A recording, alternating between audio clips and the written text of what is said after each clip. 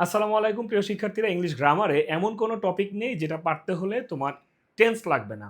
আজকে আমরা টেন্সের বেসিক বিষয় নিয়ে আলোচনা করব। এই অল্প সময়ের ক্লাসের মধ্যে টেন্স নিয়ে কিছু কথা বলবো এবং চেষ্টা করব সবার ধারণাগুলো ক্লিয়ার করে দিতে।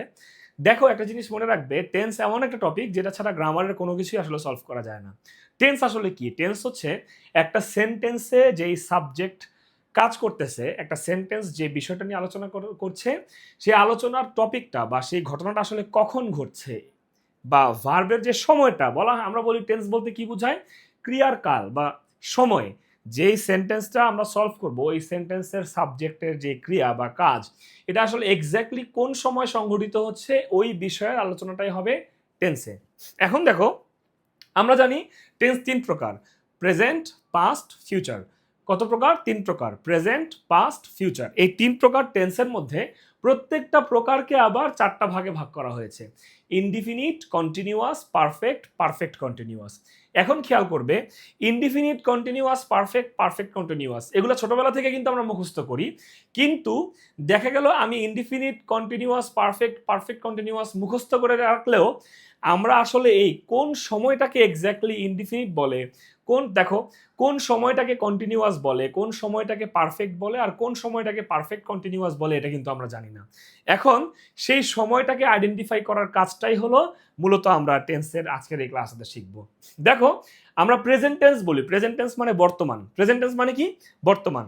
এই বর্তমানকে কিন্তু আবার চারটা ভাগে ভাগ করা হয়েছে। বর্তমান কি?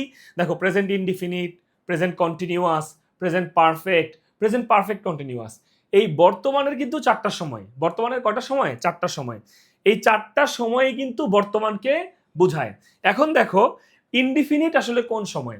একদম সোজা বাংলা কথায়, একটা বাক্য পড়ার পরে তোমার কাছে যদি মনে হয় যে এই যে বাক্যটা, এই যে বাক্যের কাজটা, এই যে জিনিসটা হচ্ছে, এই ঘটনাটা আসলে সব সময় ঘটে, নিয়মিত ঘটে, রেগুলারলি ঘটে, প্রতিদিনও হতে পারে, প্রতি মাসেও হতে পারে, প্রতি ঘন্টায়ও হতে পারে, প্রতি সপ্তাহেও হতে পারে, প্রতি বছর, এমনকি 100 বছর পর পরও হতে পারে, নিয়মিত যদি কোনো ঘটনা ঘটে, সেটাই হচ্ছে প্রেজেন্ট ইনডিফিনিট। সব সময় হয় এমন কোনো ঘটনা।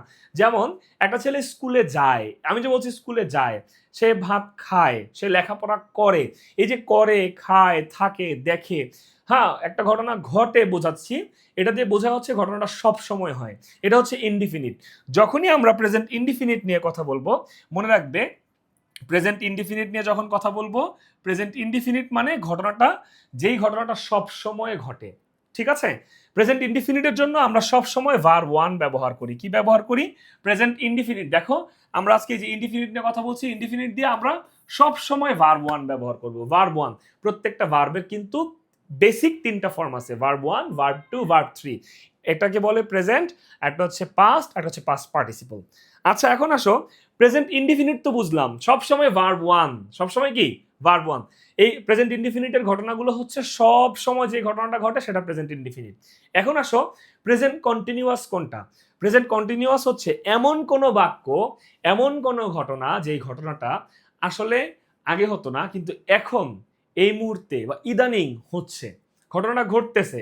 হ্যাঁ, খেয়াল করবে, বাক্যটা পড়ে মনে হচ্ছে এই ঘটনাটা আগে হতো না কিন্তু এখন হচ্ছে বা এই মুহূর্তে হচ্ছে, এটাকে বলা হয় প্রেজেন্ট কন্টিনিউয়াস। এরপরে আসো, প্রেজেন্ট কন্টিনিউয়াসটাকে আমরা আসলে কিভাবে চিনবো? প্রেজেন্ট কন্টিনিউয়াসের যে ব্যাপারটা, সেটা হচ্ছে একটা অক্সিলারি ভার্ব থাকবে, এটার পরে ভার্বের সাথে আইএনজি থাকবে। ঠিক আছে? প্রেজেন্ট কন্টিনিউয়াসে একটা অক্সিলারি ভার্ব থাকবে, তারপরে ভার্বের সাথে কি থাকবে?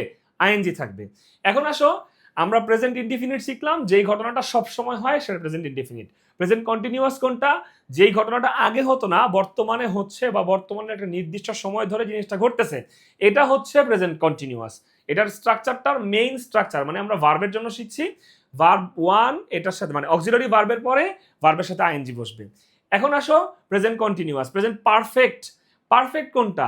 খেয়াল করো, কোনো একটা ঘটনা শেষ হয়ে গেছে, ঘটনাটা শেষ হওয়ার পরে ওটার প্রভাব এখনো বাকি আছে, এটাকে বলে প্রেজেন্ট পারফেক্ট। মানে ঘটনাটা কিন্তু অতীতেই ঘটেছে। যেমন ধরো, আমরা বলি যে আমি খেয়েছি, আমি গিয়েছি, আমি দেখেছি। মানে কি? তোমাকে কেউ একজন বলল যে চলো আমরা বার্গার খাই, তুমি বললা যে না আমি খেয়েছি। আসলে এই যে তুমি বললা আমি খেয়েছি, এটা কিন্তু খাওয়ার ঘটনাটা শেষ হয়ে গেছে, কিন্তু তুমি যে খেয়েছো ওটার প্রভাব তোমার ভিতরে এখনো বাকি থাকার কারণে তুমি এই কাজটা আবার করতে চাচ্ছ না। এটা হচ্ছে প্রেজেন্ট পারফেক্ট। খেয়াল করো, ঘটনাটা ঘটে যাওয়ার পরেও প্রভাবটা বাকি আছে, এই ঘটনাটা আরেকবার ঘটাতে চাচ্ছ না বা এখনই আর ঘটানোর দরকার নাই, এই ধরনের কিছু বোঝাতে আমরা প্রেজেন্ট পারফেক্ট টেন্স ইউজ করি। ঠিক আছে? আর প্রেজেন্ট পারফেক্ট মানে হ্যাভ, হ্যাজ প্লাস ভার্ব 3 বসবে। খেয়াল করো, প্রেজেন্ট পারফেক্ট মানে কি? Have, has plus verb 3।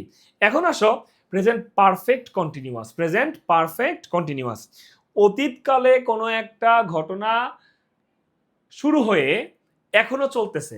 ঘটনাটা 3 বছর আগে শুরু হয়েছে, এখনো চলতেছে। ঘটনাটা আজকে সকালে শুরু হয়ে এখনো চলতেছে। শুরু হয়েছে আগে কিন্তু এখনো চলমান। এটাকে বলা হয় present perfect continuous. Present perfect কন্টিনিউয়াসের স্ট্রাকচারটা কিরকম? আমরা সাবজেক্ট, হাবিজাবি এইসব জিনিসগুলো মুখস্থ করব না।